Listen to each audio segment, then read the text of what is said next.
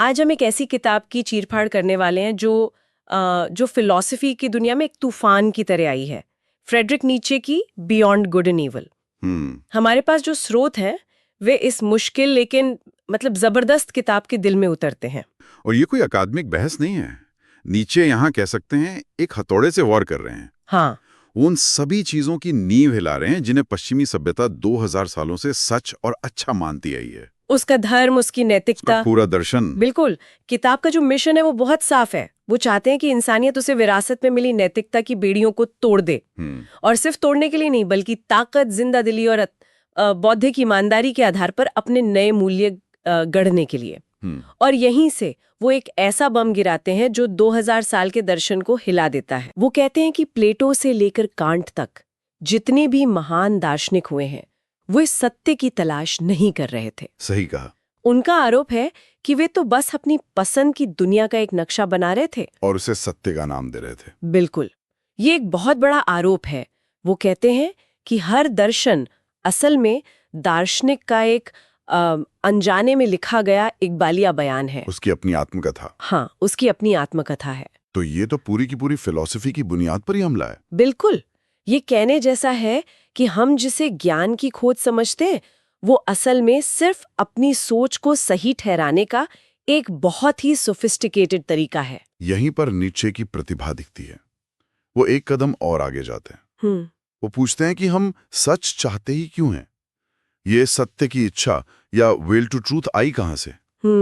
हमें क्यों मानकर चलते हैं कि सच हमेशा झूठ से या निश्चितता हमेशा अनिश्चितता से बेहतर है? ये तो ऐसा सवाल है जो हम कभी पूछते ही नहीं। कभी नहीं। ये तो पानी में रहने वाली मछली से पूछने जैसा है कि पानी क्या होता है। हम तो बस मानकर चलते हैं कि हाँ, सच अच्छा है।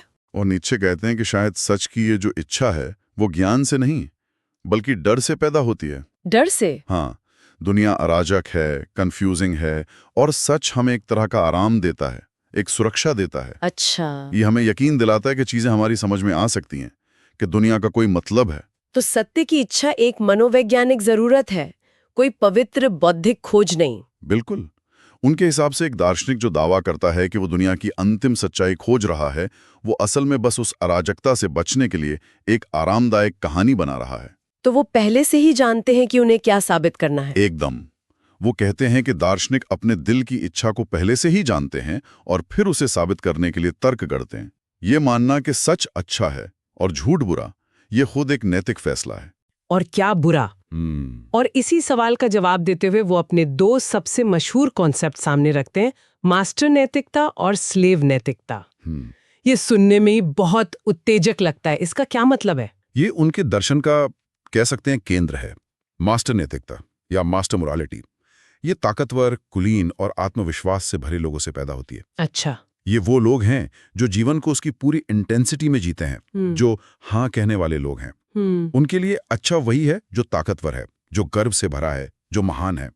और बुरा? बुरा मतलब कमजोर? हाँ, बुरा का मतलब है कमजोर, डरपोक, छोटा, साधारण। बस। तो यहाँ अच्छा और बुरा किसी भगवान या समाज के बनाए नियम नहीं है। नहीं, ये सीधे सीधे उस व्यक्ति की अपनी ताकत और आत्मविश्वास से निकलते हैं। वो खुद ही मूल्य बनाने वाला है। ये मूल्यों का सृजन है, क्रिएशन ऑफ वैल्यूज। ठीक है। अब इसके बिल्कुल विपरीत है स्लेव नैतिकता या स्लेव मोरालिटी, जो जैसा कि नाम से ही जाहिर है कमजोरों और दबे कुचले लोगों से आती है। हाँ, लेकिन ये सिर्फ उनकी परिस्थिति का नतीजा नहीं है।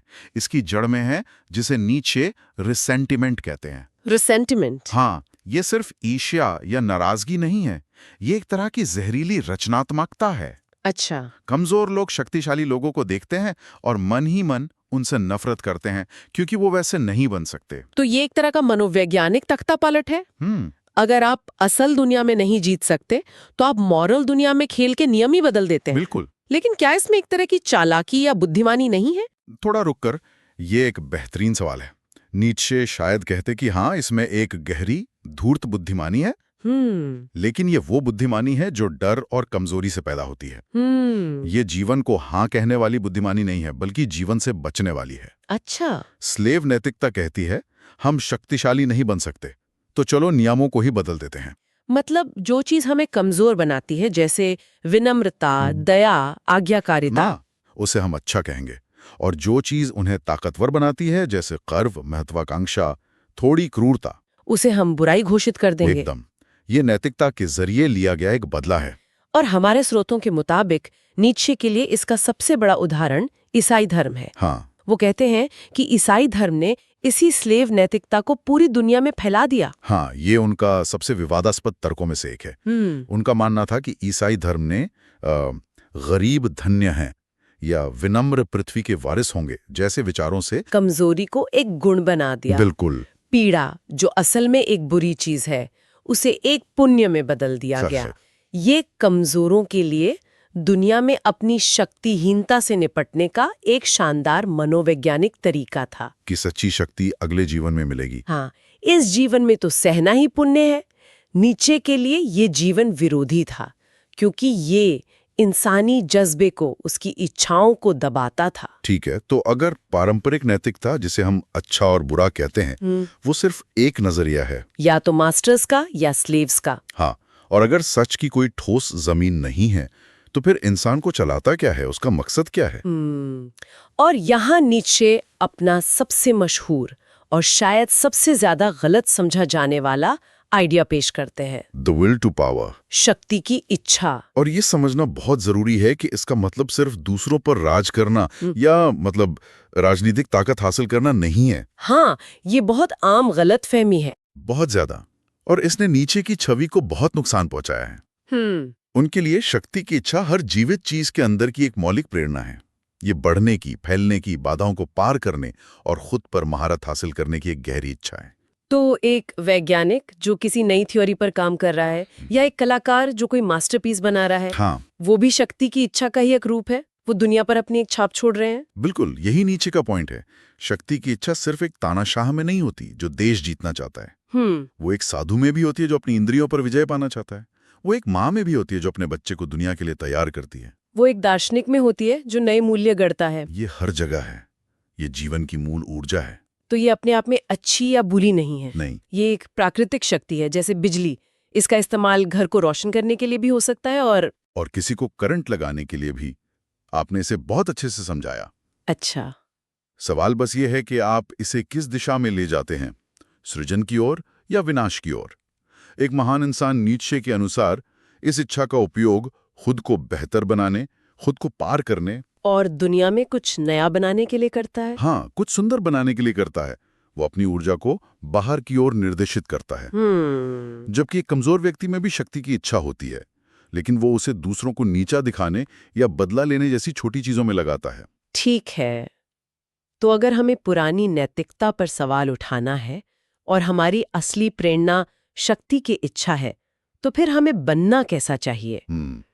नीत्शे के हिसाब से आदर्श इंसान कैसा दिखता है? क्या यही वो है जिसे वो स्वतंत्र आत्मा या फ्री स्पिरिट कहते हैं? हाँ, स्वतंत्र आत्मा नीत्शे का आदर्श है। ये वो इंसान है जो झुंड की मानसिकता से खुद को आजाद कर लेता है। मतलब समाज चाहता है कि हम सब एक जैसे सोचें। हाँ, एक जैसे नियमों का पालन करें, एक ही तरह के अच्छे और बुरे को माने, लेकिन स्वतंत्र आत्मा इस दबाव का विरोध करती है। तो ये वो व्यक्ति है जो अकेले खड़े होने से नहीं डरता। बिल्कुल, जो आरामदायक झूठों के बजाय मुश्किल सच का सामना करने के लिए तैयार है। एकदम। स्वतंत्र आत्मा अनिश्चितता के साथ सहज होती है, क्योंकि वो जानती है कि कोई अंतिम सत्य नहीं है। वो हर चीज पर सवाल उठाती है। धर्म, नैतिकता, परंपरा। वो बौद्धिक रूप से बहादुर होती है। और सबसे जरूरी बात, वो आराम नहीं बल्कि विकास चाहती है। हाँ, भले ही इसके लिए उसे अपनी सबसे प्यारी मान्यताओं को ही क्यों न छोड़ना पड़े। ये एक मुश्किल रास्ता है, बहुत मुश्किल और अकेला रास्ता है। और ये विचार किताब के आखिरी हिस्से से कैसे जुड़ता है, जहां वो पूछते हैं महान या नोबल क्या है? क्या ये स्वतंत्र आत्मा ही महान व्यक्ति है? महानता इसी स्वतंत्रता और आत्मनिपुणता से पैदा होती है। नीत्शे के लिए महानता का मतलब शाही खून या बहुत सारा पैसा होना नहीं है। ये आत्मा की एक अवस्था है। तो ये एक अंदरूनी चीज है। हाँ, महान व्यक्ति वो है जो खुद पर शासन करता है, जो अपने जुनून का दास नहीं बल्कि स्वामी है। वो दूसरों की राय या तारीफ का मोहताज नहीं होता। तो वो अपने मूल्य खुद बनाता है और उन्हीं के हिसाब से जीता है, चाहे पूरी दुनिया उसके खिलाफ क्यों ना हो। एग्जैक्ट। और इसमें एक और महत्वपूर्ण बात है। महान आत्मा जीवन को उसकी संपूर्णता में स्वीकार करती है, उसकी खुशी और उसके दुख दोनों को। वो दुख से भागती नहीं, उसे कोसती नहीं। वो समझती है कि महान बनने के लिए पीड़ा और संघर्ष जरूरी है। जैसे एक हीरे को चमकने के लिए दबाव और घर्षण सहना पड़ता है, वैसे ही एक महान आत्मा मुश्किलों से ही बनती है। तो वो जीवन से कहती है जो कुछ भी है, जैसा भी है, मुझे स्वीकार है। हाँ, एमोर फैटी। तो इन सब का क्या मतलब है? इन सभी विचारों को एक साथ रखने पर ये तो बहुत खतरनाक लग सकता है। उड़ने के लिए कह रहे हैं? नहीं, और ये उनके काम की सबसे बड़ी और सबसे खतरनाक गलतफहमी है। अच्छा। चुनौती अनैतिक बनने की नहीं है, चुनौती है भेड़ की तरह जीना छोड़कर स्वतंत्र रूप से सोचना शुरू करने की। चुनौती ये पूछने की है कि हमारे मूल्य आते कहाँ से हैं? हाँ, क्या हमने उन्हें सिर्फ इसलिए मान लिया है क्योंकि हमारे माता पिता या समाज ने हमें यही सिखाया है? तो बियॉन्ड गुड एंड इविल का मतलब अच्छाई और बुराई से परे जाकर अराजकता फैलाना नहीं है। बिल्कुल नहीं। इसका मतलब है अच्छाई और बुराई की उन पारंपरिक परिभाषाओं से परे जाना जो हमें विरासत में मिली है। इसका मतलब है अंधी आज्ञाकारिता को अस्वीकार करना, ये समझना कि दुनिया ब्लैक एंड व्हाइट नहीं है बल्कि बहुत जटिल है। और फिर उस समझ के आधार पर उस समझ के आधार पर सचेत रूप से जानबूझकर अपने लिए अर्थ और मूल्य का निर्माण करना। तो ये नैतिकता को खत्म करने के बारे में नहीं है, नैतिकता बनाने के बारे में है। तो ये असल में आत्मनिर्माण का एक दर्शन है, और ये कोई आसान रास्ता नहीं है। बिल्कुल नहीं। ये बहुत बड़ी जिम्मेदारी की मांग करता है। ये कहता है कि व्यक्ति विरासत में मिली मान्यताओं और झुंड की आरामदायक सुरक्षा के पीछे छिपना बंद कर दे और अपने मूल्यों को बनाने की भारी जिम्मेदारी खुद उठाए। ये बौद्धिक बहादुरी की मांग करता है। ये हमें उस असहज सच का सामना करने के लिए कहता है कि नैतिकता प्रकृति का नियम नहीं है, वो इंसानों ने बनाई है। वो इंसानों ने बनाई है, और अगर वो इंसानों ने बनाई है तो उसे बदला भी जा सकता है और बेहतर भी बनाया जा सकता है। चिंतनशील स्वर में ये सब सुनने के बाद एक सवाल दिमाग में घूम रहा है। अगर हमारी नैतिकता और हमारे सच वाकई हमारी अपनी मनोवैज्ञानिक जरूरतों का आईना है, जैसा नीचे कहते हैं, तो आज हम अपने समाज में कौन से ऐसे मूल्य या सच बना रहे हैं जो असल में हमारे अपने डर या हमारी अपनी इच्छाओं का प्रतिबिंब है? हम किन पूर्वाग्रहों को सार्वभौमिक सत्य का चोला पहना रहे हैं जिन पर शायद 100 साल बाद आने वाली पीढ़ी सवाल उठाएगी और हंसेगी? ये सोचने वाली बात है।